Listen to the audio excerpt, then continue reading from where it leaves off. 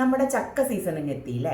ചക്കക്കുരു കൊണ്ട് തയ്യാറാക്കാൻ പറ്റുന്ന കുറച്ച് നല്ല നാടൻ റെസിപ്പീസാണ് കേട്ടോ. വളരെ ഈസി ആയിട്ട് തയ്യാറാക്കി എടുക്കാൻ പറ്റുന്നതാണ്, നല്ല ടേസ്റ്റിയാണ്. അപ്പോൾ ഇനി ചക്കക്കുരു കിട്ടുമ്പോൾ ഇതുപോലെ ഒന്ന് ട്രൈ ചെയ്ത് നോക്കിയിട്ട് ഫീഡ്ബാക്ക് പറയാൻ മറക്കരുതേ. അപ്പോൾ ആദ്യത്തെ റെസിപ്പി നല്ല ഇറച്ചിക്കറി രുചിയിലുള്ളൊരു ചക്കക്കുരു കറിയാണ് കേട്ടോ. ചക്കക്കുരു ഇതുപോലെ നുറുക്കിയെടുത്തിട്ടുണ്ട്. ഇനി ഇത് നമുക്കൊന്ന് വേവിച്ചെടുക്കണം. ജസ്റ്റ് ഒന്ന് കവർ ചെയ്യാൻ പാകത്തിന് വെള്ളം ഒഴിച്ചു കൊടുത്ത ശേഷം കുറച്ച് ഉപ്പും മഞ്ഞൾപ്പൊടി ഇട്ട് വേണം നമ്മൾ വേവിച്ചെടുക്കാനായിട്ട്. ഒരു അര സ്പൂണോളം ഉപ്പും ഒരു 1/4 സ്പൂണോളം മഞ്ഞൾപ്പൊടി ഇട്ട് കൊടുത്തിട്ടുണ്ട്. വേവ് കൂടുതലുള്ള ചക്കക്കുരു ആണെങ്കിൽ കുക്കറിലിട്ട് വേവിച്ചെടുക്കണേ. ഇനി ഒരു പാനിൽ കുറച്ച് വെളിച്ചെണ്ണ ഒഴിച്ചു കൊടുത്ത ശേഷം ഒരു പിടി തേങ്ങാക്കൊത്ത് ഒന്ന് മൂപ്പിച്ചെടുക്കണം കേട്ടോ. നല്ല ഒരു ബ്രൗൺ കളറിലേക്ക് ആയിട്ട് വരുന്ന വരെ ഒന്ന് മൂപ്പിക്കണം. ഇനി ഇതിലേക്ക് ഒരു 2-3 ഉണക്കമുളകും ഒരു 2 തണ്ട് കറിവേപ്പില കൂടെ ചേർത്ത് ഒന്ന് മൂത്ത് തുടങ്ങിയാൽ വെളുത്തുള്ളി ചേർക്കാം. നന്നായിട്ട് വെളുത്തുള്ളി ചേർത്തോളൂ കേട്ടോ. കാരണം വെളുത്തുള്ളി നമ്മുടെ ഈ ചക്കക്കുരു ഉണ്ടാക്കുന്ന ഗ്യാസ് പ്രോബ്ലത്തിനൊക്കെ ഒത്തിരി നല്ലതാണ്. വെളുത്തുള്ളി നന്നായിട്ട് അങ്ങ് മൂപ്പിച്ച് കഴിഞ്ഞാൽ ആ വെളുത്തുള്ളിയുടെ ചുവയൊന്നും ഉണ്ടാവില്ല, നമുക്ക് ഗ്യാസ് സംബന്ധമായ പ്രശ്നങ്ങളും ഉണ്ടാവില്ല.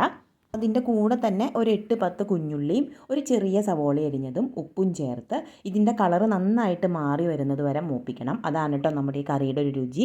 ഏതാണ്ട് കളറ് മാറി ഒരു ബ്രൗൺ കളറിലേക്കായി വരണം. ഇനി ഇതിലേക്ക് മുളക് പൊടി, ഗരം മസാല, മല്ലിപ്പൊടി, കുരുമുളക് പൊടി ഇത്രയാണ് കേട്ടോ ചേർക്കുന്നത്. ഈ പൊടികളുടെ പച്ചമണം മാറുന്നത് വരെ ഒരു 30 സെക്കൻഡ് നേരത്തോളം നന്നായിട്ടൊന്ന് മൂപ്പിച്ച ശേഷം നമ്മൾ വേവിച്ച് വെച്ചിരിക്കുന്ന ചക്കക്കുരു ചേർക്കാം. ഇതിനി എല്ലാം കൂടെ നന്നായിട്ടൊന്ന് ഇളക്കി യോജിപ്പിച്ച് കുറച്ചുകൂടെ വെള്ളം ഒഴിച്ചു കൊടുത്ത് ഒരു 7-8 മിനിറ്റ് നേരം ലോ ഫ്ലെയിമിൽ നന്നായിട്ടൊന്ന് തിളയ്ക്കണം. തിളച്ച് കഴിയുമ്പോൾ നമ്മുടെ കറി ഒന്നുകൂടെ അങ്ങ് കുറുകി കിട്ടും. നല്ല ടേസ്റ്റാണ് കേട്ടോ. ഒരിക്കലെങ്കിലും ചക്കക്കുരു ഇതുപോലെ ഒന്ന് വെച്ച് നോക്കണേ. ഇനി നമുക്ക് അടുത്ത റെസിപ്പിയിലേക്ക് പോവാം. അടുത്തത് ചക്കക്കുരു വെച്ച് തയ്യാറാക്കുന്ന നല്ലൊരു നാടൻ കറിയാണ് കേട്ടോ. അപ്പോൾ അതിന് ചക്കക്കുരു വേവിച്ചെടുക്കണം. ഇതുപോലെ 4ആയിട്ട് കീറിയെടുത്തിട്ടുണ്ട്. ഇതിലേക്ക് ഒരു 8-10 കുഞ്ഞുള്ളിയും കുറച്ച് പച്ചമുളക്, കറിവേപ്പില, ഉപ്പ് ഇത്രയും ചേർത്ത് നമുക്കിത് വേവിച്ചെടുക്കാം. കുറച്ച് മഞ്ഞൾപ്പൊടി കൂടെ ചേർക്കുന്നുണ്ട് കേട്ടോ. ഒരു 1/4 സ്പൂണോളം മഞ്ഞൾപ്പൊടി കൂടെ ചേർക്കുന്നുണ്ട്. ചക്കക്കുരു ഒന്ന് മൂടിയിരിക്കാൻ പാകത്തിന് വെള്ളം ഒഴിച്ചു കൊടുക്കുന്നുണ്ട്. ഞാൻ ആദ്യം പറഞ്ഞ പോലെ തന്നെ വേവ് കൂടുതലുള്ള ചക്കക്കുരു ആണെങ്കിൽ കുക്കറിൽ വേവിച്ചെടുക്കണേ. എൻ്റേത് പെട്ടെന്ന് വെന്ത് കിട്ടുന്ന ചക്കക്കുരുവാണ്, അതുകൊണ്ടാണ് ഞാൻ ഇതുപോലെ വേവിക്കുന്നത്. ആ സമയം കൊണ്ട് നമുക്ക് കുറച്ച് ഉണക്കച്ചെമ്മീൻ വറുത്തെടുക്കണം. അപ്പോൾ ഉണക്കച്ചെമ്മീൻ്റെ തലയും വാലും എല്ലാം കിള്ളി കളഞ്ഞെടുത്തതാണ്. അതിലേക്ക് കുറച്ച് വെളിച്ചെണ്ണ ഒഴിച്ച് കൊടുത്ത് നന്നായിട്ട് വറവായി കഴിയുമ്പോൾ ഞാനൊരു 1/2 സ്പൂണോളം മുളക് പൊടി ഇട്ട് കൊടുത്തിട്ട് ഫ്ലെയിം ഓഫ് ചെയ്യുന്നുണ്ട്. മുളക് പൊടി ആ ചൂടിലിരുന്നൊന്ന് അങ്ങ് മൂത്ത് കിട്ടിയാൽ മതി. ഇനി ഞാൻ എന്ത് ചെയ്യുന്നറിയോ, ഇതിൻ്റെ പകുതി ഒന്ന് പൊടിച്ചെടുക്കും. കാരണം കുറച്ച് പൊടിച്ചത് നമ്മൾ കറിയിലേക്ക് ചേർക്കുമ്പോൾ ആ കറിക്ക് നല്ലൊരു ഫ്ലേവർ കിട്ടും. മുഴുവനായിട്ട് പൊടിക്കുന്നില്ല, കുറച്ച് നമ്മൾ അങ്ങനെ തന്നെ ഇടുകയാണ്. അപ്പോൾ നമുക്ക് ആ ഉണക്ക ചെമ്മീനെ ഇടയ്ക്കൊന്ന് കടിക്കാനും കിട്ടും. ഇതിപ്പോൾ നിങ്ങൾക്ക് മുഴുവനായിട്ട് പൊടിച്ച് ചേർക്കുന്നതാണ് ഇഷ്ടമെങ്കിൽ അങ്ങനെ ചേർക്കാം, അതല്ല മുഴുവനായിട്ട് ഇടുന്നതാണ് ഇഷ്ടമെങ്കിൽ അങ്ങനെയും ചേർക്കാം കേട്ടോ. ഇപ്പോൾ നമ്മുടെ ചക്കക്കുരു വെന്തിരിപ്പുണ്ട്. ഇനി ഇതിലേക്ക് ഞാൻ മാങ്ങ ചേർക്കാനായിട്ട് ഒരു ചെറിയ മാങ്ങയാണ് ഞാനിവിടെ ചേർക്കുന്നത്. മാങ്ങയുടെ പുളിക്കനുസരിച്ച് നിങ്ങൾക്ക് മാങ്ങയുടെ അളവ് കൂട്ടുകയോ കുറയ്ക്കുകയോ ഒക്കെ ചെയ്യാം. ഇതിലേക്ക് കുറച്ച് മുളക് പൊടിയും മല്ലിപ്പൊടി കൂടെ ചേർക്കുന്നുണ്ട് കേട്ടോ. നന്നായിട്ട് ഇളക്കി യോജിപ്പിച്ച് കുറച്ചുകൂടെ വെള്ളം ഒഴിച്ച് കൊടുക്കുന്നുണ്ട്, ഒന്ന് മൂടി നിൽക്കാൻ പാകത്തിന്. ഇതിനി അങ്ങ് അടച്ചു വെച്ചിട്ട് നമുക്ക് വേവിക്കാനായിട്ട് വെക്കാം. ആ സമയം കൊണ്ട് നമുക്ക് അരപ്പ് തയ്യാറാക്കാം.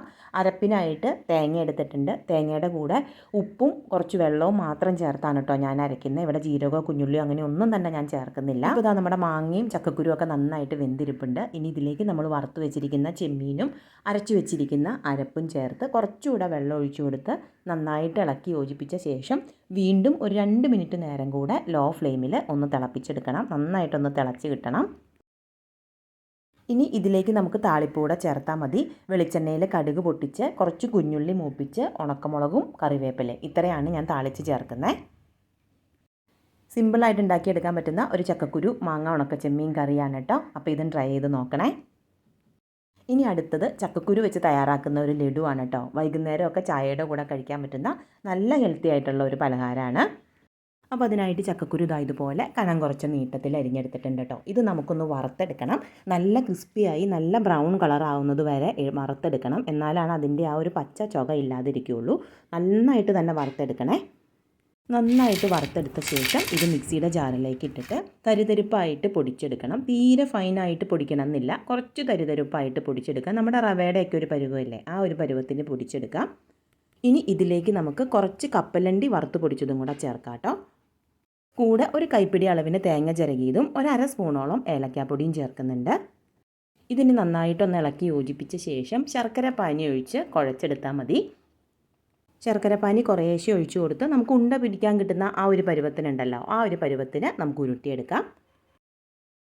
നല്ല ഹെൽത്തി ആയിട്ട് ചെയ്തെടുക്കാൻ പറ്റുന്ന 4 മണി പലഹാരമാണ്. അപ്പോൾ ട്രൈ ചെയ്ത് നോക്കട്ടോ.